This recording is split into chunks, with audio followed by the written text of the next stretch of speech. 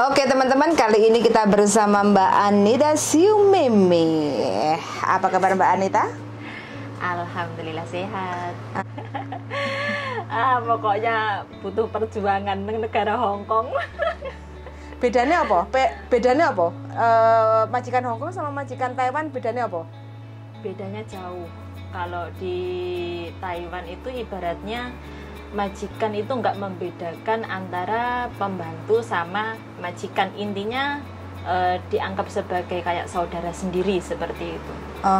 Kalau di Hong Kong kan yang saya alami itu sangatlah membedakan mana antara majikan dan mana antara pembantu kayak gitu. Oh, berarti antara pembantu dan majikan itu sangat dibedakan ya? Ya. Kalau di Hong Kong? Iya. Pas itu apa namanya yang saya alami kayak gitu. Oke. Untuk masalah gaji lebih tinggi di Hong Kong apa di Taiwan? Kalau masalah gaji sih sebenarnya ya caputo, maksudnya selisih pun sedikit. Selisih pun sedikit. Gitu. Kalau masalah potongan? Kalau masalah potongan ya besaran Taiwan. Besaran Taiwan? Iya. Tapi kalau masalah gaji hampir sama lah ya, seimbang lah ya. Hampir sama, karena di Taiwan kan agensi itu selama 3 tahun ya kita harus bayar agensi. Selama 3 tahun? Iya. Oke. Kalau di Hong Kong kan cuma 6 bulan aja. Yang menangnya di situ. Oh, oke. Lah ini Mbak Anita Siumeme itu kan udah 6 tahun di Taiwan. Terus kok pindah ke negara haluan Hong Kong itu kenapa nggak balik lagi ke Taiwan? Ceritanya panjang. Panjang kali lebar. Iya. Soalnya kan dulu itu ya kan tadinya mau kembali ke sana lagi karena nunggu COVID itu sananya masih tutup dan menunggu itu sampai 1 tahun lebih. Akhirnya saya memilih pindah haluan ke Hong Kong gitu. Oh, pengen pindah haluan ke Hong Kong karena kepepet butuh duit banget apa karena apa Mbak? Ya karena mungkin ya butuh juga ya, karena ibaratnya jenuh juga karena 1 tahun nggak berangkat terus dari PT kan juga belum ngasih tahu ibaratnya kapan bisa buka bukanya lagi. Kayak gitu. Jadi saya memilih mengambil ke pindah haluan aja lah kayak gitu. Mau gimana ya? Kayak menjelajahi. Cari pengalaman baru dengan negara baru. Nah, ternyata ya itu. Ternyata memang bener-bener emang ibaratnya negara beton. ternyata badannya turun berapa kilo, Mbak? Jangan salah. Waktu itu saya 1 hari mencapai 1 kilo. Turun nih? Iya. Bukan karena nggak makan, tapi karena ngenes atine. Iya banget. Setiap hari nangis, ya Allah, tak gituin. Kayak gini banget. Nah, aku udah berpikir banyak, kayaknya aku nggak kuat kayak gitu, iya. Terus kan ibaratnya aku ada temen kan, ibaratnya ada Mbak Mila sama Mbak Indri, mereka yang selalu mensupport aku. Oh, ngasih semangat. Iya. Setidaknya kamu harus sampai potongan selesai kayak gitu. Tapi aku terkadang ya kalau udah dikasih saran mereka kayak gitu ya sedikit plong kayak gitu. Tapi ntar kalau majikan cari salah lagi kayak gitu, ya udah malam itu udah masuk batin kamar. Itu merintih lagi. Lah, masuk kamar sudah langsung nangis, ya Allah, nggak bisa tidur, nangis, masya Allah, digituin. Sebegitunya apa sih yang membuat sampean itu kok sangat-sangat tidak nyaman pertama kali masuk kerja dengan majikan di Hong Kong? Ya mungkin kaget kali ya Mbak ya, karena logat ngomongnya orang Hong Kong sama orang Taiwan itu beda banget. Kalau Hong Kong itu bener-bener keras, padahal aku yang orang super ndablek ini ibaratnya. Sampai gini juga ibaratnya masih kebal dengan omongannya. Maksudnya masih dimasukin hati kayak gitu. Terus yang saya alami kan ibaratnya majikan masih selalu mencari-cari masalah aja kayak gitu. Jadi kan batin ya Allah kayak 1 menit aja kan 1 tahun. kerja nggak enak benerin lah kayak gitu ya Nah, makanya kasarannya. itu. Oh. Terus akhirnya kan ibaratnya ya saya bertahan lah kayak gitu. Saya tadinya udah mau notice aja ibaratnya kan. Temen yang baru pertama kesini juga kan kayak gitu, ayo beb notice beb, udah nggak kuat ini katanya. Ya Allah, tagitin gini amat gitu. Tapi terus ya aku masih berusaha sih, ibaratnya 1 bulan 2 bulan, kata teman sih ibaratnya itu masih adaptasi kayak gitu. Tapi adaptasi kok lama banget tak gitu kan. Ibaratnya udah terbiasa di Taiwan, ibaratnya kan adaptasinya cuma sebentar, ibaratnya majikan 1 minggu, lama-lamanya 1 bulan lah ibaratnya. Udah tahu cara kerja dia, udah los kayak gitu. Sampai sini Masya Allah, bener-bener luar biasa. Tetep panggah nggak enak bener ya kerja itu.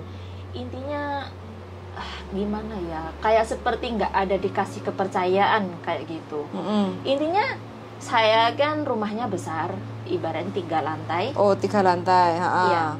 Ibaratnya saya kerja di atas lebih dari 1 jam itu loh udah dinaikin sama dia. Ngapain di sini kayak gitu. Kadang aku tuh nangisnya gini, aku loh di sini bener-bener kerja aku, dan bener-bener aku nggak bawa HP sama sekali waktu adaptasi kan ibaratnya. Aku fokus sama kerjaan, berusaha ngambil hati majikan kayak gitu. Aku bener-bener kerja tapi masih nggak dikasih kepercayaan udah beberapa bulan itu. Masya Allah, tak gituin. Terus apa namanya?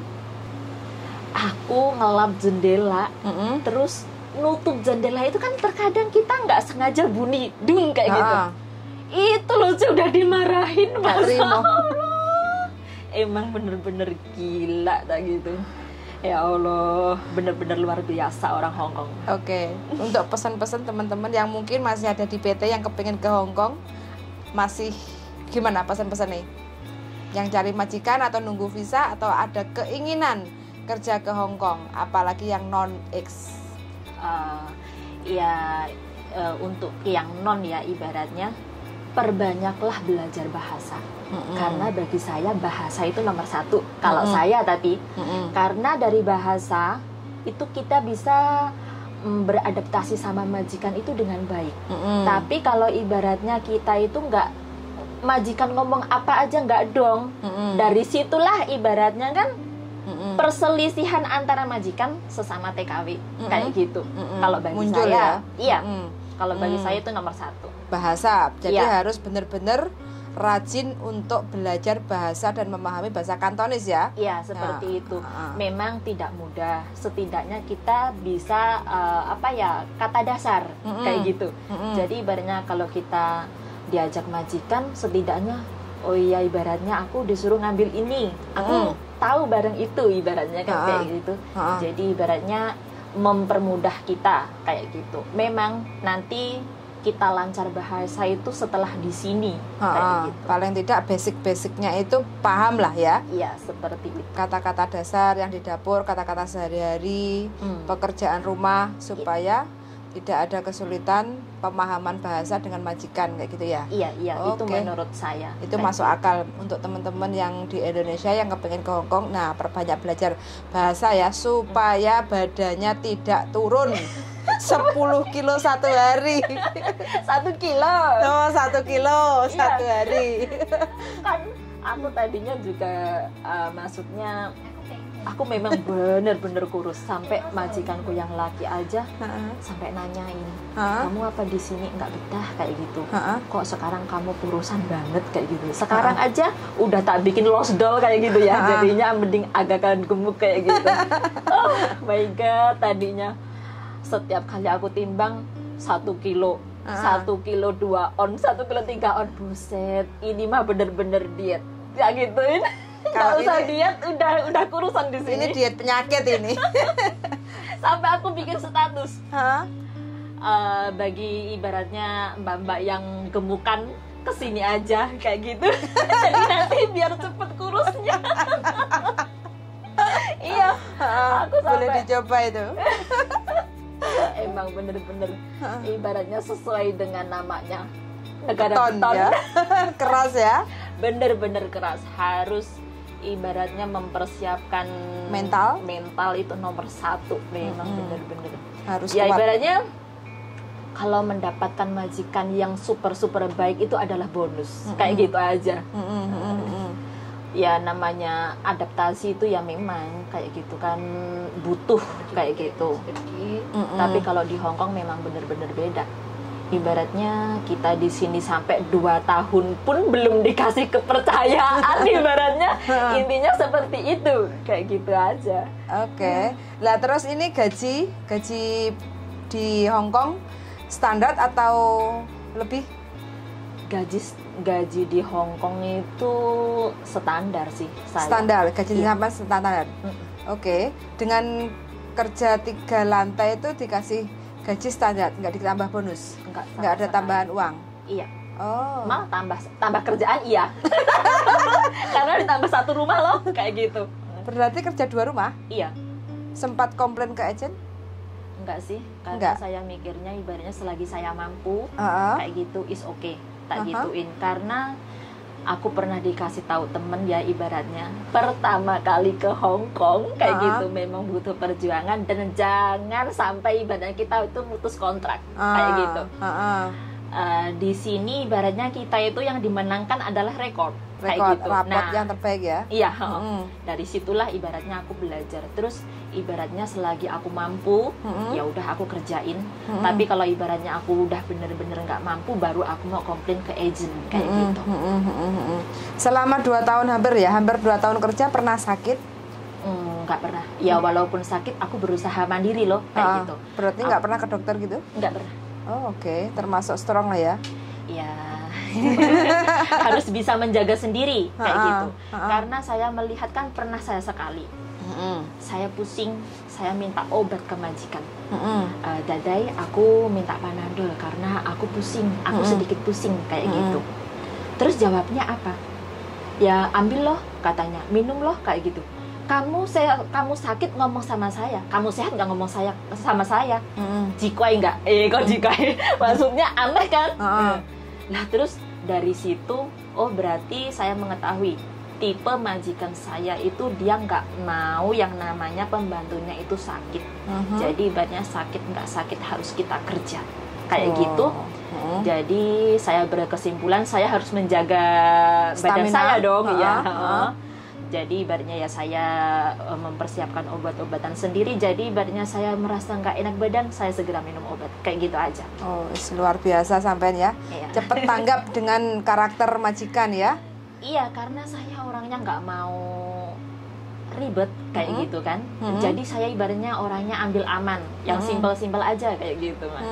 Selagi saya bisa mandiri, saya harus mandiri tanpa tergantung sama orang lain. Oke. Gitu. Kalau boleh kepo sedikit Mbak ya, sampean selama kerja 2 tahun di Hong Kong ini kira-kira uangnya udah menghasilkan apa ya?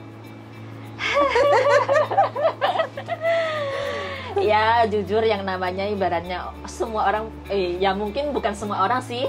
Kalau saya sendiri juga ibaratnya nggak tahu. Saya pribadi jujur saya punya hutang. Ya saya nggak mau membuka aib. Intinya saya punya hutang kayak gitu aja lah. Nah intinya ya saya untuk melunasi hutang saya, dan ya alhamdulillah sedikit-sedikit saya udah bisa beli tanah kayak gitu aja. Top Marco top. Ya. Sudah bisa beli tanah di kontrak pertama Mbak ya? Ya alhamdulillah kayak gitu aja. Dengan perjuangan majikan yang super Duper pokoknya. Kalau dibilang itu bahasanya mavan. super pokoknya super mawan. Nah ini rencananya udah mau finish, mau nambah kontrak lagi atau gimana? No? Aduh, udah. Ya, gimana ya? Sebenarnya sih kalau dari hati ya memang kasihan. Tapi dalam bentuk kasihannya yang mana? Majikan kan sebegitunya ke sama sampean memperlakukan kayak ibaratnya kamu itu pembantu saya, ini bos, perbedaannya seperti itulah kasarannya ya. Iya. Terus kamu kok masih ada bentuk rasa kasihannya itu di mana? Ya mungkin itu kelemahan saya. Wong Jawa, soalnya orang Jawa itu kayak gitu. Nah, ya itu seperti itu. Kasihan ngesakne bene lah. Terkadang kita sendiri yang berkorban kayak gitu kan kalau orang Jawa. Heeh. Lah, sedangkan gini, ibaratnya saya di sana itu kerja ikhlas lillahi ta'ala. Dari majikan saya yang super duper bawel dan mungkin sampai saat ini pun ya masih, kalau masalah pekerjaan ya, kalau masalah pekerjaan ya masih selalu diikutin lah, seperti kayak gitu. Karena majikan saya kan pengangguran, cuman di rumah, stay di rumah loh 24 jam. Pengangguran bisa ngambil pembantu ya. Nah, Perlu kayak dicontoh ini Mbak. Tahu resepnya nggak Mbak sampean Mbak? Kan 24 sama majikan. Ya terkadang sih, ya terkadang memang risih ada. Tapi terus saya tak bikin masa bodoh. Yang penting saya di sini niat benar-benar kerja kayak gitu. Dan maksudnya semakin kesini saya apa namanya semakin kesini kan saya ya masa bodoh lah. Udah potongan habis, waktunya istirahat ya saya istirahat kayak gitu aja. Jadi masa bodoh. Kalaupun itu di intermediate ya udah terserah, aku udah pasrah kayak gitu. Tapi pada kenyataannya majikan intermediate nggak? Alhamdulillah. Alhamdulillahnya ya. Ya mungkin ibaratnya ya saya selalu berdoa sih supaya majikan saya selalu dikasih mukjizat ibaratnya ya, supaya lulus sama saya. Saya selalu berdoa seperti itu dan sekarang alhamdulillahnya iya seperti itu, majikan sebenarnya sudah lulus sama saya ibaratnya. Tapi saya kan ibaratnya sudah menemukan job yang lebih baik kayak gitu. Jadi ya mungkin saya berpikirnya seperti ini juga sih. Ibaratnya dia baik sama saya itu karena dia membutuhkan saya.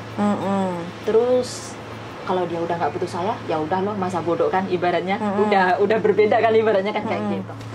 Jadi ya saya mungkin lebih memilih yang nyaman bagi saya kayak gitu. Nah terus kok sampai tahu kalau majikan luluh itu karena apa namanya? Gini ya, tadinya kan gini, Anita, kamu mau nggak nambah kontrak, katanya kayak gitu.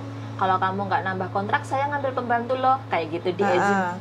Iya, tak gituin. Terus kamu mau nambah nggak? Saya pikir-pikir dulu, tak gituin. Lah, terus abis itu udah itu sekitaran 1 bulan lebih kayak gitu kan. Lah, terus majikan lagi nanyain itu dadai lo kayak gitu. Kamu udah nanya Anita belum kayak gitu. Mau nambah kontrak apa enggak? Katanya kayak gitu. Belum. Kan belum nanya lagi, saya udah nanya sekali sih kayak gitu. Lah terus kata majikan saya sih, abis majikan lagi ngomong terus selang berapa jam kayak gitu katanya agensi juga telepon kan. Nanyain gimana pembantu kamu itu mau renew apa mau udahan kayak gitu kan, ibaratnya udah gak kerja lagi kayak gitu. Terus akhirnya dia itu nanyain ke saya lagi kayak gitu kan. Terus saya bilangnya enggak lah, tak gituin, ya maaf saya nggak bisa nambah kontrak lagi, tak gituin. Saya harus pulang. Karena kalau untuk ngomong saya harus menceraikan kamu. Nah, kalau saya mau ngomong ibaratnya saya mau cari majikan lagi itu udah terlalu banyak.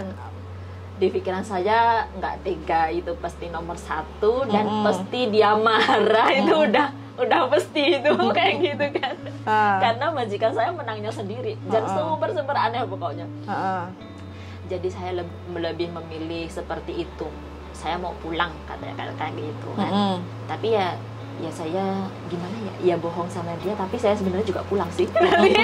Tapi nggak pas finishnya. Nah makanya itu, jadi saya nunggu visa dulu baru saya izin pulang cuti kayak gitu. Oke. Terus gimana? Terus sampai selang berapa hari lagi masih ditanyain lagi, dia masih belum puas dengan jawabannya. Intinya belum terima. Katanya kayak gini, kamu gimana, mau nambah kontrak enggak? saya benar-benar minta maaf datai tak gituin. Saya nggak nambah kontrak, saya pulang tak gituin. Terus dia diem sejenak kan. Saya tambahin gaji kamu 500 gimana katanya kayak gitu.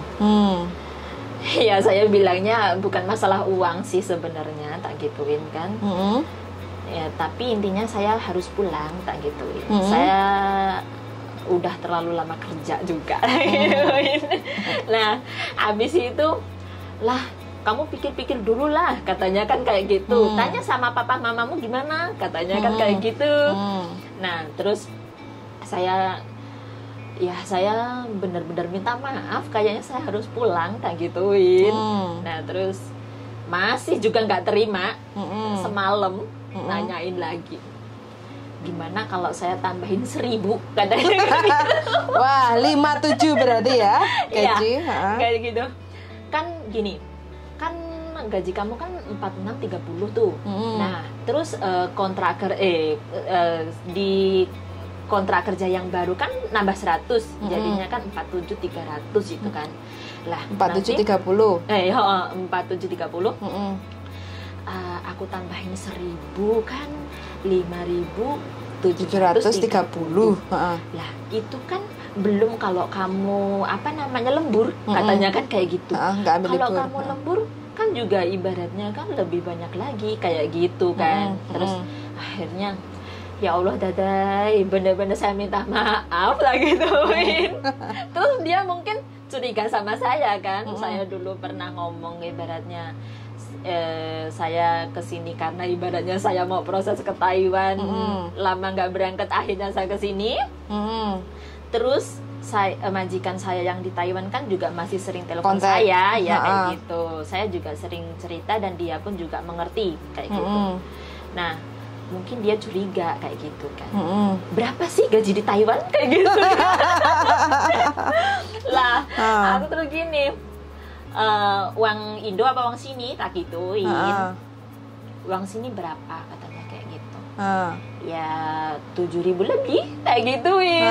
Dianya diem, mungkin dia merasa nggak mampu mungkin atau gimana, aku juga nggak tahu sih kayak gitu kan. Intinya saya sama dia ada percakapan seperti itu.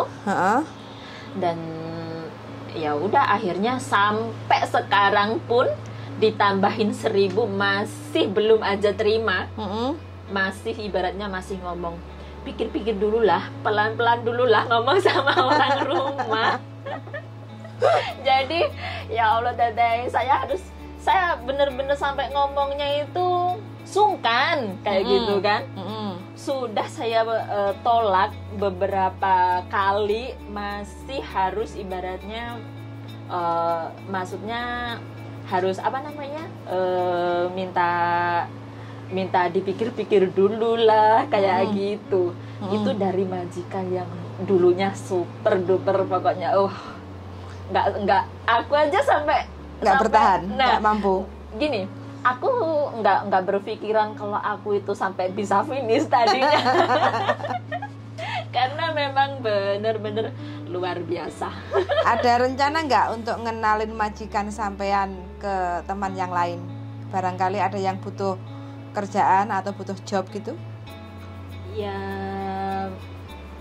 kalau itu sih aku sendiri ya gimana ya. Juga bingung sih karena namanya orang itu kan berbeda-beda. Takutnya nanti dia terus ngeluh nyalahin saya.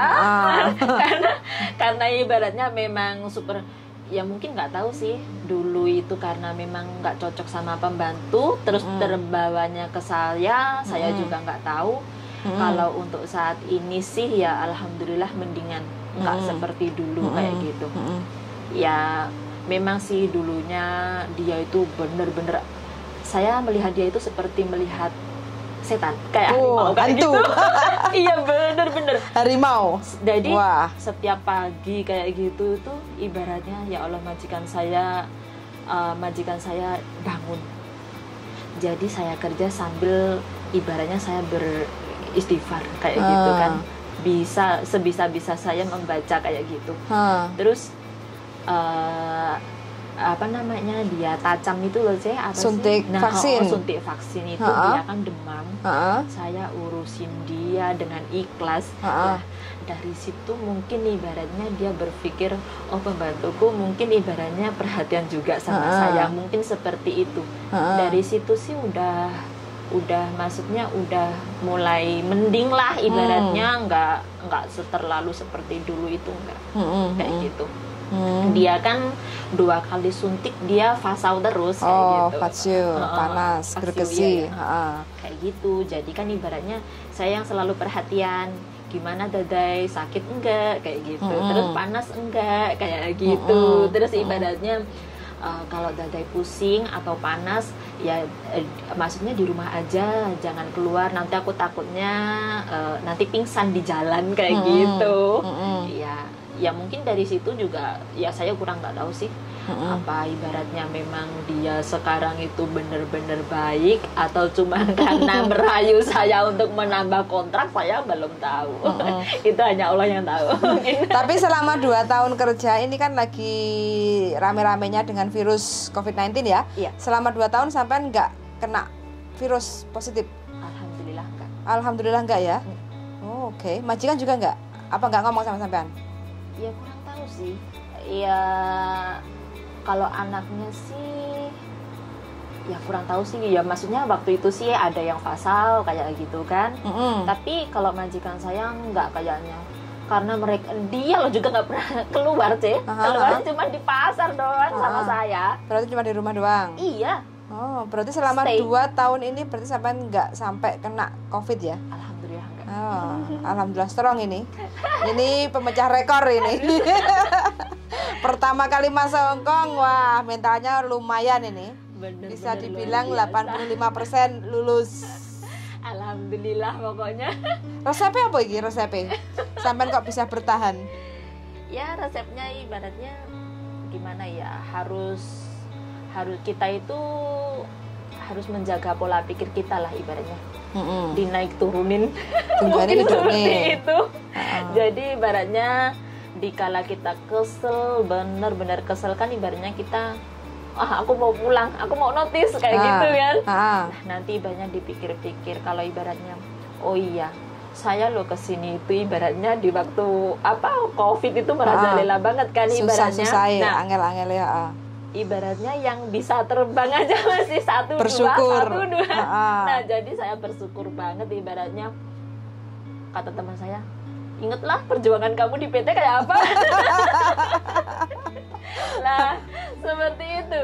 Jadi saya ya temen itu kita butuh ya. Ibaratnya kita butuh buat support. Support kita kayak gitu. Jadi ibaratnya di waktu kita benar-benar terpuruk ibaratnya ada teman kita yang bisa ngasih kita saran yang baik-baik kayak gitu. Ya mungkin ibaratnya kalau yang teman nggak baik ya udahlah notice aja mungkin kayak gitu. Tapi kalau ibaratnya benar teman-teman yang baik ya ibaratnya mensupport kita. Oke. Lah dulu kan sampean di Taiwan itu kan kerja bareng sama suami ya? Iya. Terus pulang bareng juga ke Indonesia. Iya. Lah terus ini sekarang sampean LDRan, suami gak di Hongkong. Iki piye rasane?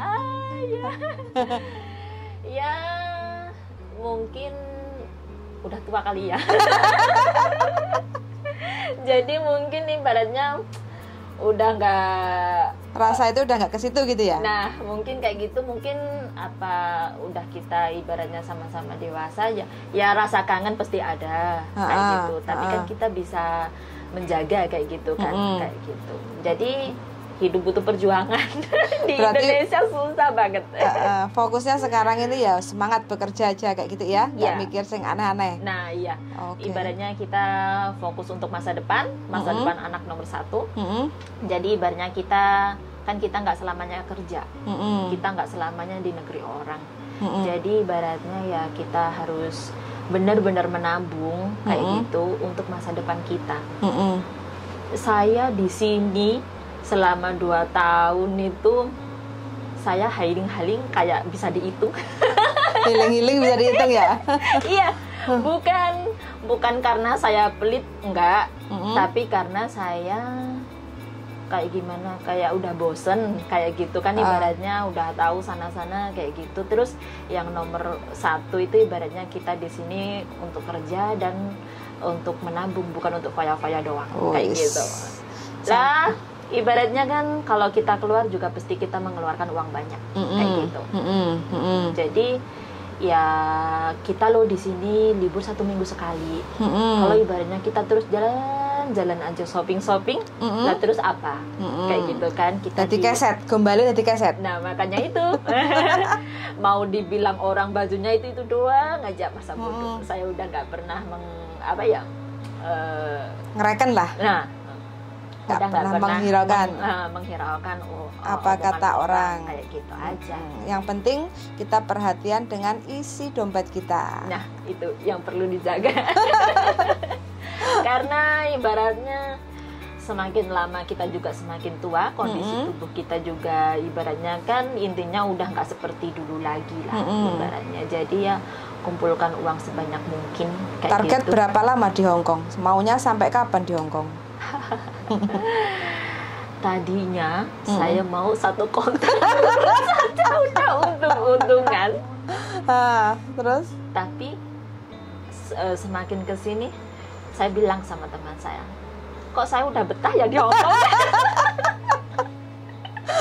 Teman saya sampai ketawa, katanya si Anita lu sekarang ibaratnya udah betah, udah mulai betah katanya kayak gitu. Tapi udah mau finish kontrak katanya kayak gitu. Ya mungkin di Hong Kong itu memang benar-benar luar biasa pengalamannya. Di Hong Kong itu menyenangkan. Memang benar-benar pokoknya. Oke, terima kasih banyak sharing-sharingnya tentang pengalaman yang di Hong Kong dan Taiwan. Semoga Mbak Anita untuk kedepannya dapat majikan yang jauh lebih baik. Amin. Dapat rezeki yang berkah berlimpah. Amin. Bisa ngumpul uang tabungan dan membuka usaha di Indonesia. Ya. Terus pulang dengan sukses. Kalaupun mau ke Hong Kong lagi ya mudah-mudahan hanya sebatas jalan-jalan dan menjenguk mantan majikan. Sekarang saya di sini nggak kerja lagi kayak gitu ya. Yes. Di sini cuman jalan-jalan doang. Just vacation ya, loyang kayak gitu. Oke. Harapan kan boleh toh, Mbak? Iya pasti.